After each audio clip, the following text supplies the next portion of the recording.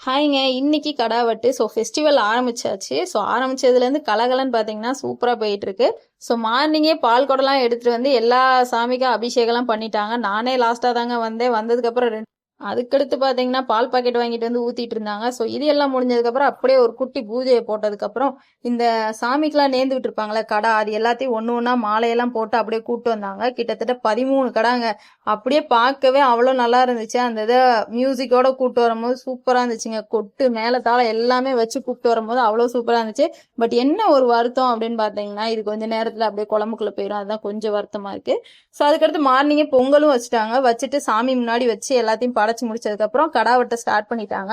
So அதையெல்லாம் வெட்டுற சாக்குல பார்த்தீங்கன்னா, நாங்களும் இன்னைக்கு வெயில் ஓவருங்க. என்னால் ஐஸ்கிரீம்லாம் வாங்கி சாப்பிட்டு ஸோ நாங்களும் எல்லாத்தையுமே பார்த்துட்டு ஃபெஸ்டிவலை சிறப்பாக கொண்டாடணும். அதுக்கடுத்து கறி சாப்பாடு சாப்பிட்டு இன்னும் கொஞ்சம் செலிப்ரேட் பண்ணுவோம். இந்த வீடியோ உங்களுக்கு பிடிச்சிருக்கும் நம்புறேன். பிடிச்சிருந்தா மறக்காம நம்ம சேனலை சப்ஸ்கிரைப் பண்ணிக்கோங்க. Tata bye.